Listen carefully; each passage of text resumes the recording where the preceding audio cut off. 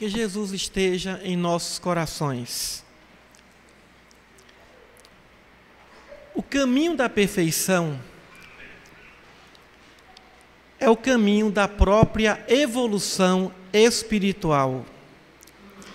Mas ninguém pode ser perfeito sem que não passe por algumas provas, por alguns testes, por algum tipo de obstáculo que seja fundamental para que o indivíduo saia de um nível de evolução intelectual e moral para um outro nível mais avançado nessa caminhada evolutiva de natureza espiritual.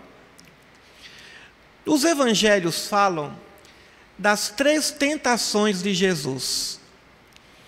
Evidente que se trata de uma parábola, porque ninguém estava ali no deserto testemunhando o que ocorreu com o Cristo. O que significa as tentações de Jesus? A primeira tentação trata da fome. Jesus foi conduzido ao alto deserto. Então existe o baixo deserto e o alto deserto.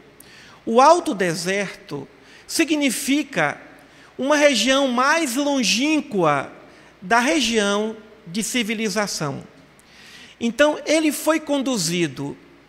Esse alto deserto é semelhante às inúmeras reencarnações que o espírito passa, porquanto o alto deserto, no mundo dos corpóreos, reside aí um momento de muitos testes diante das nossas fomes, diante das nossas carências, diante das nossas sedes. E Jesus, no Sermão da Montanha, falava em bem-aventurados que têm sede e fome de justiça. Então Jesus foi conduzido pelo Espírito, foi conduzido por uma lei necessária para que o Espírito, que deseja evoluir, pudesse então passar por essas inúmeras reencarnações em mundos corpóreos. Então, os mundos corpóreos de natureza reencarnatória significam o alto deserto. E lá, Jesus ficou 40 dias e 40 noites convivendo com animais ferozes. Esses 40 dias e 40 noites significariam os diversos ciclos reencarnatórios. E depois desse período, ele sentiu fome. O que significa essa fome? Significa os diversos níveis de carências do espírito. Carência material, carência psicológica, carência emocional, carência afetiva, carência intelectual, carência cultural, educacional, de saúde, todo tipo de carência que o espírito pode sentir e sofrer enquanto reencarna em mundos corpóreos. E ele teve fome. E ao ter fome, apresentou-se então o opositor. O que significa demônio nessa parábola? O que significa opositor, adversário? Significa todo tipo de obstáculo que possam existir para evitar que o espírito evolua. Tudo que nos impede a evolução intelectual e moral seria o adversário, o demônio. Então, aparece o adversário e diz o seguinte a ele: se tu és filho de Deus, transforma essas pedras em pães. Ora, o indivíduo está carente, o indivíduo está com fome, tem poder para transformar pedra em pão. Se tu és filho de Deus, transforma essas pedras em pães. Para quê? Para matar a fome.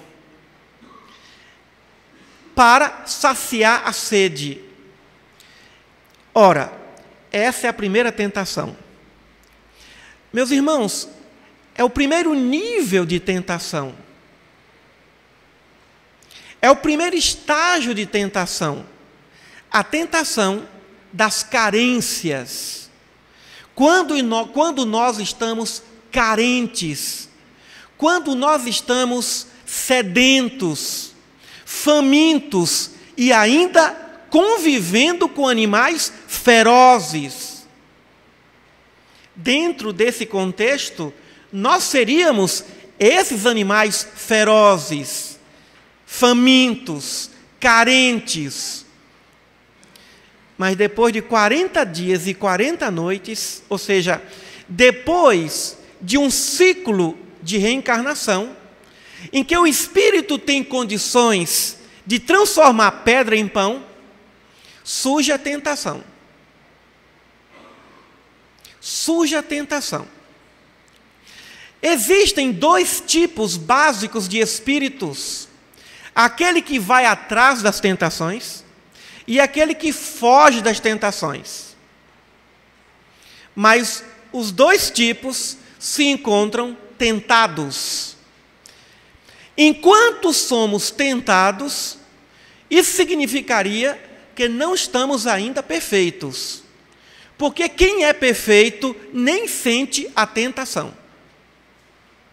Se eu passo a mão sobre esse braço, eu não sinto nada.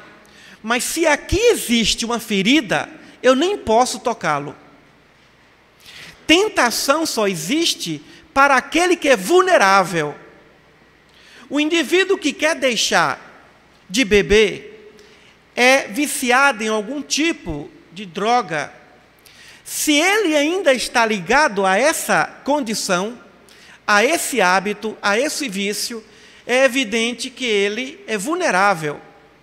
Mas para quem não tem a vulnerabilidade do vício do álcool, pode trabalhar num bar que não vai se sentir atraído, porque não é vulnerável. Então, a nossa evolução, ela não é linear, ela é cíclica, ela é espiralar. Nós vamos e voltamos em ciclos de evolução e cada vez mais vamos passar por aquele estágio de tentação, até voltarmos ao ponto e não sentirmos absolutamente nada. Isso significa que, no caso do exemplo do dependente químico do álcool, o indivíduo só vai estar verdadeiramente no nível de superação desse vício quando não sentir mais vontade de beber. Mas enquanto ainda sente vontade, indo atrás ou fugindo, ainda está vulnerável. Então, para superarmos a vulnerabilidade, nós temos que passar por muitos ciclos, até não sentirmos mais vontade de beber.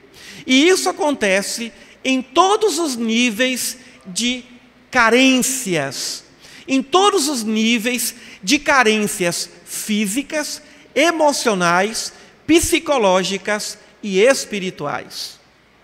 Então, é o primeiro estágio. Agora vejamos. Jesus, então, venceu esse estágio. Ele tinha poder de transformar a pedra em pão, mas não fez. E disse: não só ou nem só de pão vive o homem, mas de toda palavra que sai da boca de Deus. O que ele quis dizer? Que o único que pode suprir as nossas carências é Deus. A raiz de todas as carências humanas, a raiz de todas as carências espirituais, a causa de todas as carências afetivas é a nossa carência de Deus, que ninguém pode suprir. Nem pai, nem mãe, nem alma gêmea, nem filho, nem filha, nem os melhores amigos, nem os espíritos superiores, ninguém pode suprir uma carência que somente Deus poderá supri-la. Então Jesus quis dizer, nesse nível, que nem só de pão vive o homem, ou seja, nem só da amizade, nem só da família, nem só do amor fraterno, nem só da comida, nem só da fama, das riquezas, mas de toda palavra que sai da boca de Deus. Ou seja, o pão da vida são as leis divinas, porquanto a palavra de Deus são suas leis morais. Quem obedece, quem escuta, quem sente essas leis morais, evidentemente sentirá ou começará a sentir o caminho do amor ao nosso Pai. Bom, como se não bastasse, agora Jesus vai passar por um outro estágio de tentação. Agora ele tem poder sobre suas paixões. Jesus consegue, na primeira tentação, a grande virtude da temperança. Temperança é controle sobre as paixões. Temperança é controle sobre as carências. Temperança é autocontrole. E não é fácil. Mas o que é impressionante é quando o espírito adquire a temperança por meio da disciplina, ele fica orgulhoso. Quantos de nós, portadores de algumas virtudes, que temos de alguma maneira, em algum momento, controle, quantos de nós não nos orgulhamos e pensamos assim: você, irmão, que não consegue vencer os apetites, as paixões, você é um fraco. Você não merece a minha compreensão. Quantos indivíduos, portadores de virtudes de temperança e de disciplina, entram na tentação, que é a segunda, da soberba, do orgulho. Quando nós conquistamos algo pelas vias da disciplina, nós nos tornamos exigentes perante o outro, implacáveis, cruéis, julgadores. Quantos de nós, religiosos, quantos de nós, profissionais, quando nós temos a virtude do autocontrole, nós nos sentimos santos, nós nos sentimos gênios, nós nos sentimos heróis e caímos no orgulho. Aí vem o segundo nível para que o indivíduo possa chegar à perfeição espiritual. Agora, ele já venceu aquele nível de tentação. Ele tem controle, ele é disciplinado, ele é focado, ele é concentrado. Nada o abala, porque ele tem disciplina e temperança. Jesus, então, segundo as narrativas dos evangelistas, foi conduzido ao pináculo do templo em Jerusalém, da cidade santa. E lá, o opositor, o demônio, disse assim para ele: se tu és filho de Deus, atira-te daqui, porque está escrito que o Senhor enviará os seus anjos para ampará-lo e servi-lo. Meus irmãos, o indivíduo, quando chega à disciplina e à temperança, ele chega ao topo do templo. Ele chega ao topo, ao cume de muitas virtudes, porque a disciplina nos leva a muitas virtudes. Mas aí, o indivíduo cheio de si, pode nesse momento achar que pode tudo. E Jesus responde ao opositor: não tentarás ao Senhor teu Deus. Não tentarás ao Senhor seu Deus. Ou seja, Segundo a parábola de Lúcifer, foi nesse estágio que esse espírito quis se igualar a Deus, quis ser igual ou superior a Deus. Eu agora posso tudo porque eu tenho disciplina e porque eu tenho temperança. Então eu vou me atirar daqui porque Deus tem obrigação de cuidar de mim. Porque Deus tem obrigação de atender as minhas exigências. Porque Deus tem obrigação de atender as minhas necessidades. Porque eu fiz a minha parte. Porque eu superei a primeira tentação. Essa é uma grande tentação. Essa é uma enorme tentação. E só tem um jeito de vencer essa tentação: humildade. Allan Kardec, no Livro dos Espíritos e depois no Evangelho segundo o Espiritismo, nos fala que vale muito mais pouca virtude com humildade do que muita virtude sem humildade. Tamanha importância que Allan Kardec e os Espíritos deram sobre essa segunda tentação. Porque muitas vezes o orgulho faz com que destruamos tudo aquilo que nós construímos com muito sacrifício, com muita disciplina, com muita temperança, com muito autocontrole. O orgulho pode destruir tudo que foi construído com muito sacrifício, renúncia. E Jesus passou para chegar a ser perfeito como Ele é, pela segunda tentação. Aí vem a terceira, que é a pior. A terceira tentação é a mais difícil. Agora o espírito tem disciplina, temperança e humildade. Agora ele é quase perfeito. Jesus é conduzido ao maior dos montes, ao mais alto dos montes da terra. E lá, o adversário diz a ele: eu te darei tudo isso, poder, riqueza, fama, eu te darei todos os reinos da terra, se diante de mim você se curvar, diante de mim você me adorar. Meus irmãos, quando o indivíduo tem humildade, disciplina, temperança, ele pode tudo. Ele pode tudo. Ele tem a terra nas suas mãos. Ele tem capacidade de ter todos os reinos do mundo. Ele pode tudo, porque ele tem as 3 virtudes mais importantes: humildade, disciplina e temperança. Ele pode tudo. O Evangelho nos narra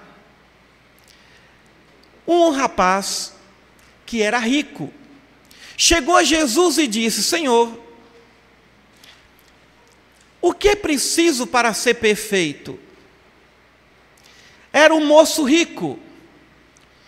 E Jesus diz, respondendo-lhe: cumpre os mandamentos, adora a Deus, não furte, não roube, não pratique adultério, respeite o seu próximo. Aquele jovem disse ao mestre: mas eu já faço isso desde a minha infância. Meus irmãos, aquele jovem era quase perfeito. Jesus olhou para ele com um olhar de ternura, com um olhar de bondade. Aí respondeu ao jovem: se queres ser perfeito, vá, venda tudo o que tem, dê aos pobres e agora você pode me seguir. Agora você pode estar no meu nível. O rapaz ficou triste porque era demais para ele. Essa é a terceira tentação. É a tentação do apego. É a tentação do apego. Mas não apenas às coisas materiais. Ao apego a tudo. é a tentação do apego, da posse. E Jesus responde ao opositor: adorarás ao Senhor teu Deus, e só a Ele prestarás culto. É o momento do grande amor por Deus. É a quarta virtude, a virtude do amor a Deus. Mas como é difícil vencer essa terceira tentação. Porque nós achamos e consideramos que somos proprietários de coisas e de pessoas. Não significa desapego, desamor. Não confundamos desapego com desamor. O amor não gera o apego.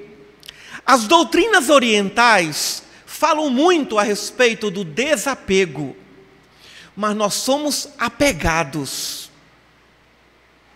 Apegados até mesmo àquilo que nós fazemos. E Jesus no Evangelho fala: quando terminares uma obra, pensa, sou apenas um servo inútil.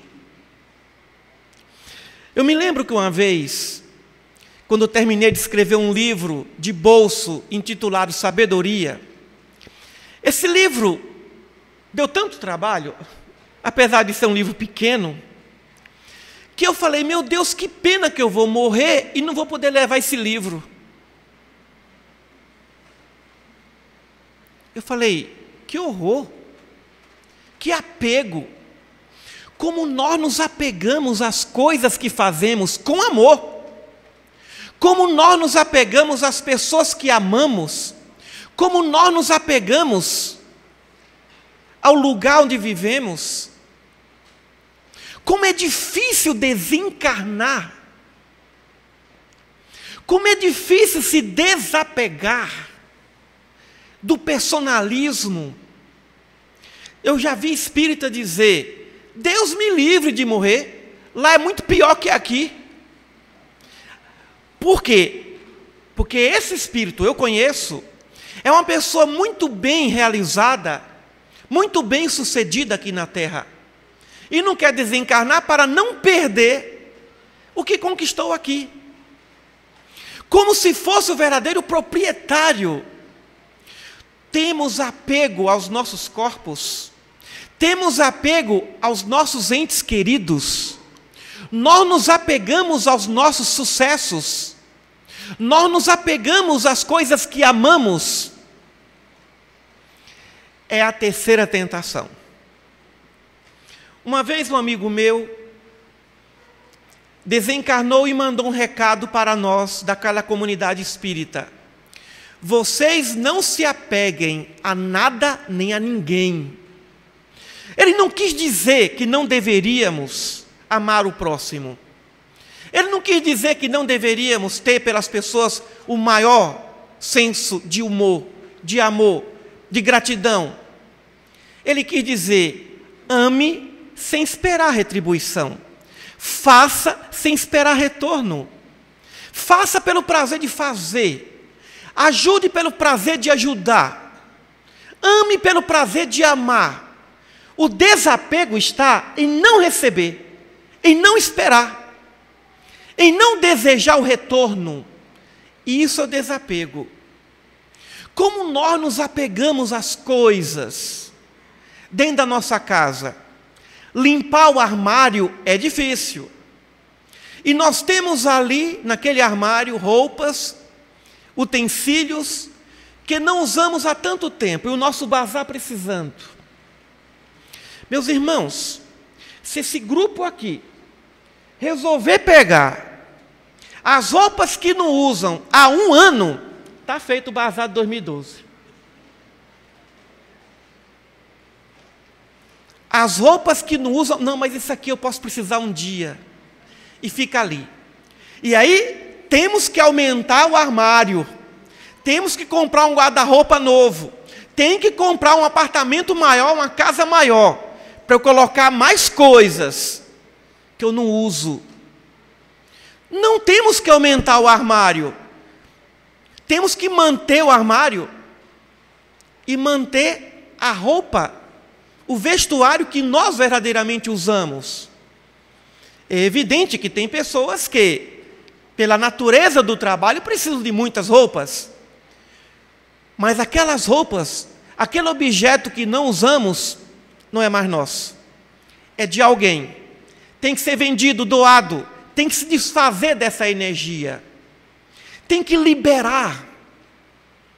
Quantos de nós colocamos pessoas como escravas emocionais nossas? Existem verdadeiros senhores de consciências, pessoas que se comportam como donos ou donas de consciências.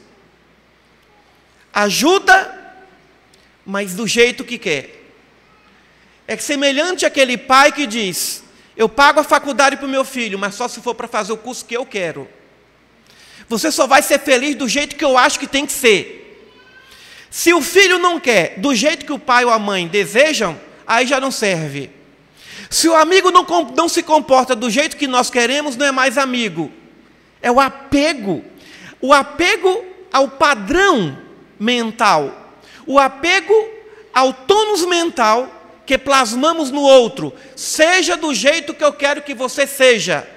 Porque se você não for do jeito que eu quero, não serve para mim. É o apego à imagem. O Frei Inácio Larrañaga, um frei espanhol que hoje mora no Chile, autor de vários livros, ele diz: o homem ama mais a sua imagem do que a si próprio. Como nós somos apegados às nossas imagens. Fale mal de mim, mas não fale mal da minha obra. Fale mal de mim, mas não fale mal do meu trabalho. Não fale mal da minha imagem. Nós não estamos preocupados com o que a nossa consciência fala. Estamos preocupados com o que o outro vai pensar a nosso respeito. Porque estamos preocupados com a nossa imagem. Estamos apegados à nossa imagem. É difícil. Aquele jovem era perfeito. Quase perfeito. Mas faltava uma única coisa: se desfazer do desapego. E isso não significa que a questão da riqueza ou da pobreza. Tinha um homem, por exemplo, que vivia numa aldeia, ou melhor, num reinado, e o rei tinha 12 palácios. Um dia, ou melhor, uma noite, um dos palácios do rei estava em incêndio. O fogo estava alto. E aquele guru, aquele monge, que se gabava dizendo que só tinha 2 tangas, ele era tão evoluído que só precisava de 2 tangas. Foi lá, acordou o rei e disse-lhe: majestade, o senhor tem que tomar providência, porque o seu palácio está pegando fogo. Acorde o exército, acorde os seus soldados. O rei olhou e disse: mas agora já é tarde, não tem mais jeito.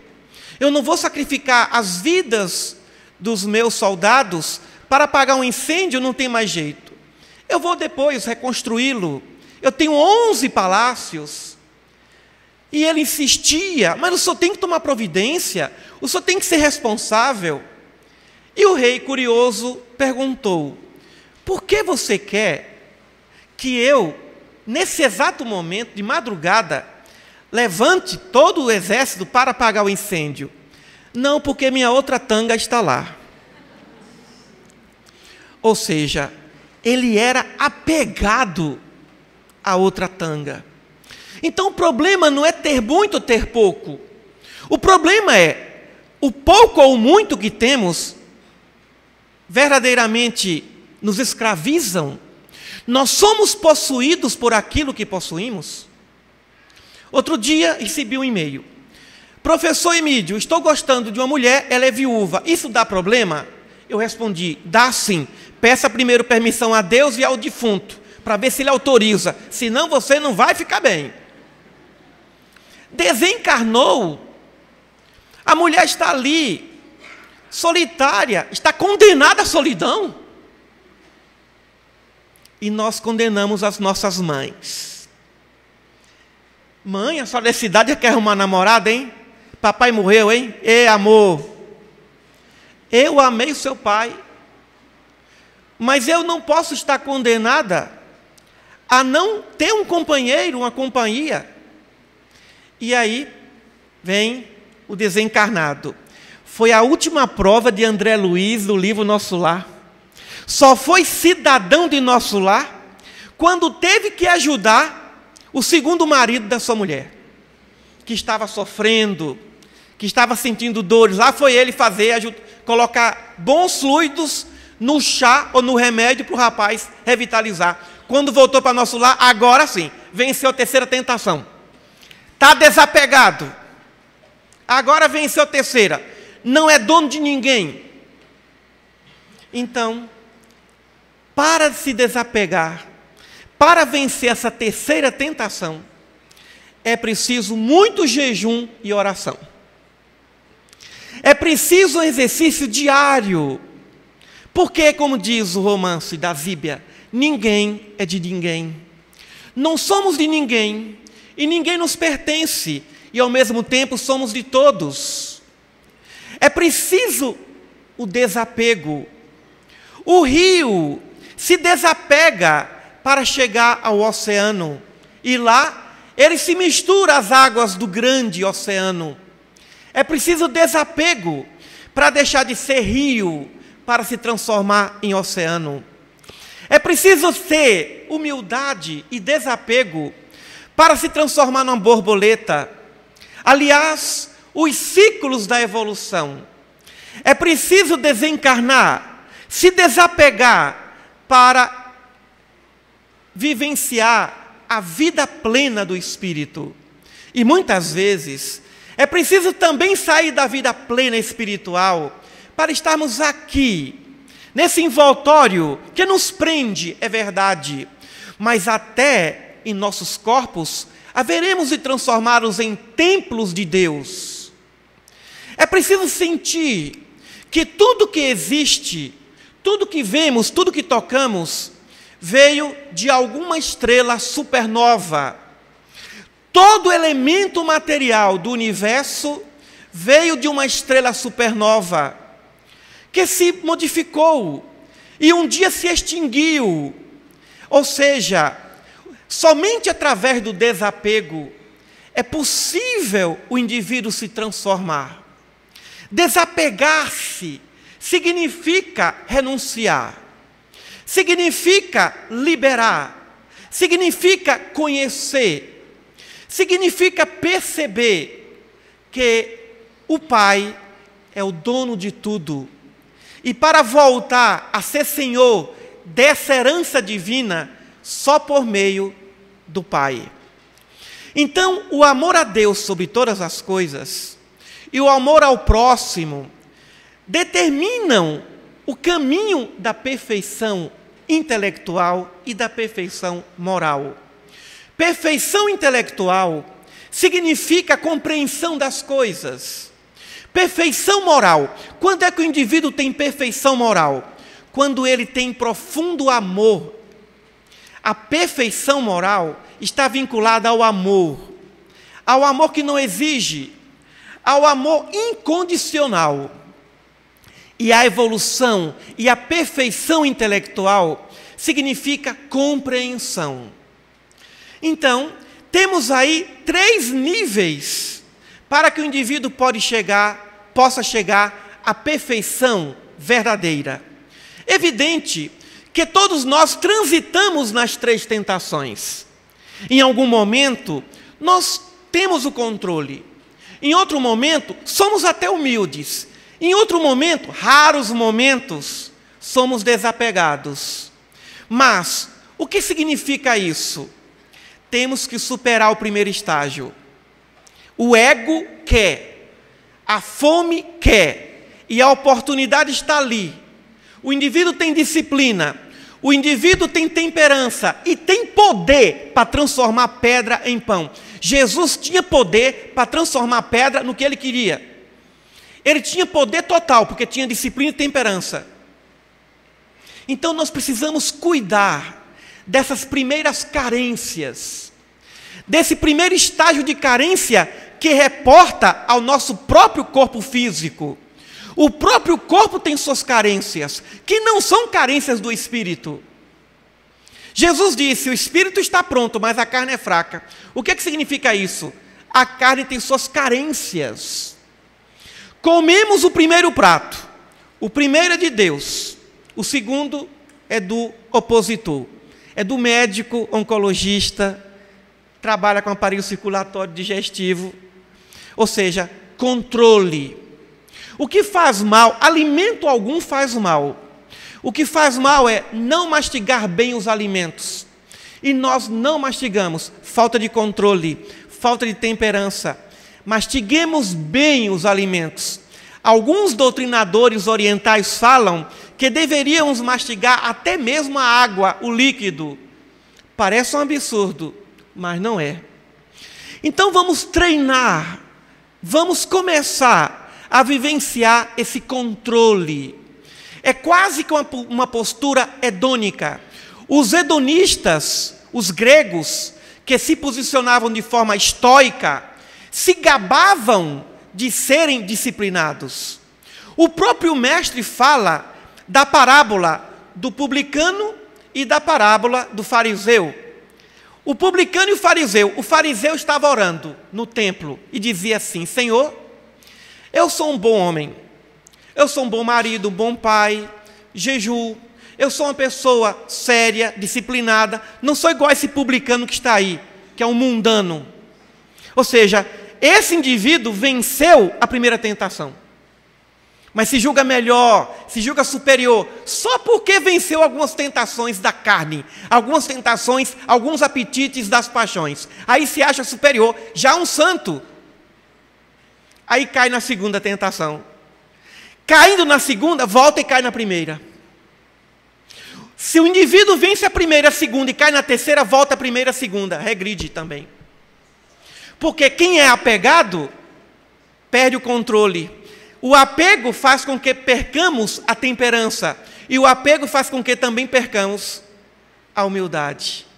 Então, parece que o amor verdadeiro, que simboliza o verdadeiro desapego, é o caminho maior dentre todas as virtudes. E por isso que o amor pode realmente eliminar uma multidão de pecados. Somente o amor pode gerar o verdadeiro desapego. Somente o amor pode nos convidar à verdadeira ascensão, à verdadeira motivação no sentido de perfeição. Então, irmãos, vamos experimentar. Vamos sentir a força, a alegria de vencermos as primeiras tentações. Mas nos espera felicidade maior, alegria maior, que é a alegria de termos tudo e ao mesmo tempo não termos nada. A alegria experimentada pela irmã Dulce, que possui em seu hospital os melhores equipamentos da Alemanha, da Inglaterra, equipamentos que não eram para ela, eram para outros, mas como ela era uma ponte, ela pedia para os pobres, mas quantas vezes ela também se beneficiou daqueles equipamentos para os seus tratamentos. Então, vamos pensar que temos muito caminho a trilhar. Já vencemos muitas tentações, evidente, mas outras ainda haveremos de vencê-las.